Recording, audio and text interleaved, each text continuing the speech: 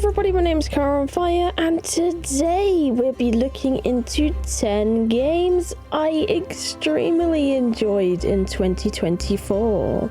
Whilst you're here, let me know in the comments down below what were your top 3 games of 2024. I'd love to read all about what you've been picking up and playing this year. At number 1 we have Enshrouded. This open world survival game came out in January 2024. And honestly, it has to be my favourite game that was released this year. It recently had a huge update as well, expanding the world with a snow-covered mountain biome, a unique boss, and loads of questing around the realms. There's just tons to do in this game.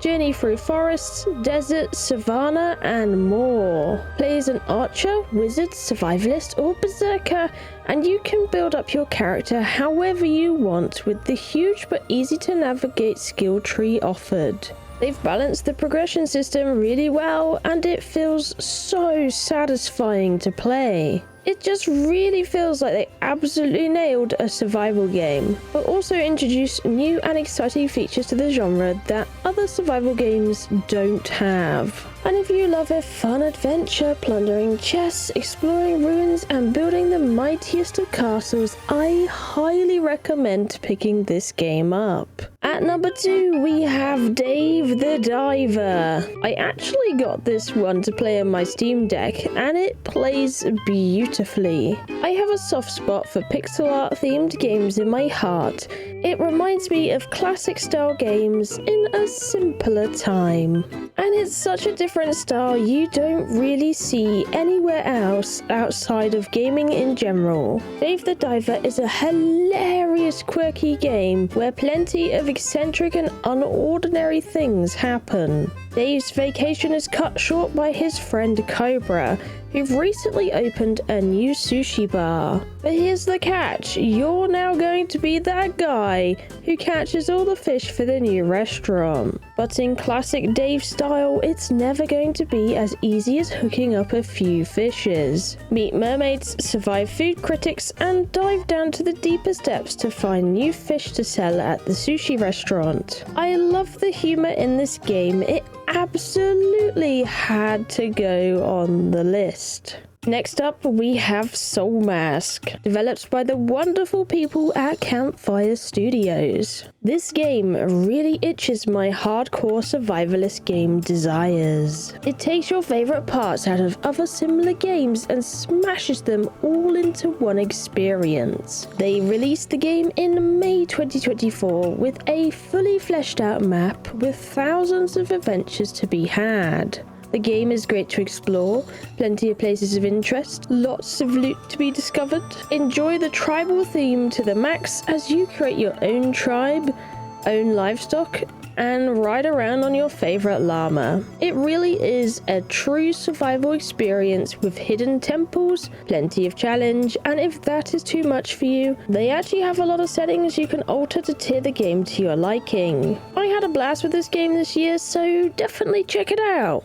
Against the Storm is a fantastic city builder, colony management type game. I grew up playing The Settlers 6 Rise of an Empire being my absolute childhood favourite. Don't come at me. But ever since, I've really loved having a city builder type game to relax on, and have it as a type of game that you can let all the stress of the day melt away on. Against the Storm is an extremely strong, well-made city builder game that I thoroughly enjoy. I love the fantasy aspects of the different creature races. It's fun to figure out your own strategies and run the best settlements your heart desires, all before the threat of the raging storm. A lot of the time, the start of a game is my favourite point, and this game capitalizes off of that feeling by getting you to build several settlements with different challenges that await. It doesn't make you trudge through the boring end game, and it keeps things things fresh.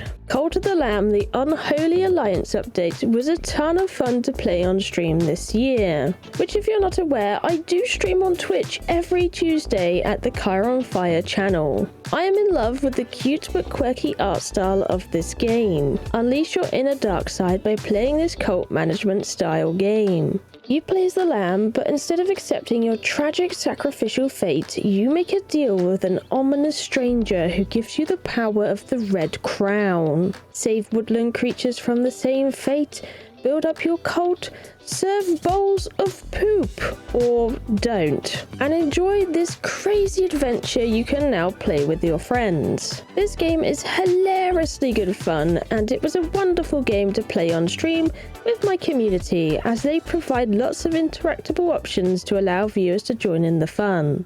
It took 10 years for this game to come to full release, but this year it finally did. Yes, the absolute Steam classic, 7 Days to Die. If you like a bit of zombie action, smashing, shooting and looting, this game will be right up your street. It's an oldie but a goodie. I really enjoyed the full release of it this year. They've worked incredibly hard on the game. It's great fun to explore the different POIs in the game, defeat angry zombies, and survive the horde night that occurs every 7 days, if you can live that long. I like the different vehicles in the game, making it easy to traverse around the ruined landscape, meeting different traders, and building up your base to survive rounds of ravenous zombies. It's an absolutely class zombie survival game. This next game I had sitting in my library for ages, and I finally got the chance to play it. At number 7, we have Astroneer. This game definitely proves the statement that flashy graphics are not everything in a game. I played this in a co-op setting and thoroughly enjoyed the light and bubbly adventure throughout the universe. Fly ships to different planets, upgrade, and discover what's hiding beneath the planet's surface. Doing different missions and achievements enables you to unlock new skins, which you can use to change your appearance of your character, which feels super rewarding. I really enjoyed figuring out this happy little game. They do the questing system extremely well in this one, and it is very well thought out. You absolutely have to meet the different types of snails in this one. They are so cute. Lethal Company exploded into popularity late last year. The game has a simple premise. Arrive at different planets, collect scrap, and bring the scrap back to the company building to feed a mysterious entity. It's not all safe though. On your explorations, scary monsters will be hunting you down and hoping to eat you. Creep past eyeless dogs, don't look away from coil heads or you just might get a coil for a head of your very own. And always check behind you for the terrifying bracken who will sneak up behind you. This game is absolute shenanigans with friends. I've truly enjoyed playing it, and it is best enjoyed with a group. So if you're looking to play a scary game with your friends, absolutely pick it up.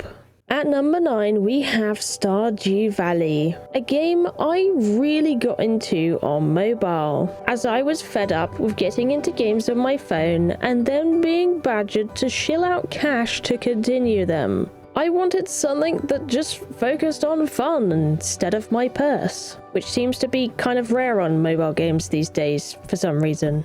Wonder why. I've been playing this game for a couple years now, but this year I started to play it more on PC. It's 100% a comfort game. It has that cute pixel art style. Lots of adventure and things to find within the game. There is a good reason the game is so popular. Plant seasonal crops, meet villagers, and maybe even take a trip to Ginger Island. I was exploding when they got that update onto mobile, by the way. It was a long wait, but it was absolutely worth it. It's a very calming game. Build up your farm, go caving, you name it. Don't miss out on Stardew Valley. At number 10, we have Ark Survival Ascended Scorched Earth Map Remake. I loved myself a bit of Ark since 2016. And whilst I haven't been too keen on their Center remake, I love the Scorched Earth one. Maybe I am a bit of a nostalgia merchant on that one, but who isn't? It was the first DLC that introduced tons of new and unique features after all back in the day. And whilst you need a decent bit of kit to run the game, well,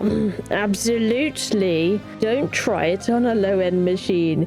You are signing yourself up for crashing roulette. The charm of existing in a sci-fi space and taming your new prehistoric friends is definitely a strong pull. They've recently released the remake of their Extinction DLC as well, which has been amazing, as well as Aberration back in September, which I made my first 100 days video on. If you'd like to check that one out, have a look in the cards in the top right for that movie. I put loads of effort into it and I truly enjoyed my survival adventure on it, so please do check it out. Ark is one of those games I keep coming back to for the dinosaurs, but a big part of it is the friends you meet along the way. This year marks 3 years of the monarchy, an Ark group with a bunch of Ark creators from all different walks of life. I'm truly glad I've been there since the beginning and every step of the way. Go check out that kind of content on my second channel. I'll be streaming lots of Extinction on it soon. But with that is my top 10 games I've enjoyed playing this year. Let me know if you've played any of those games I've mentioned,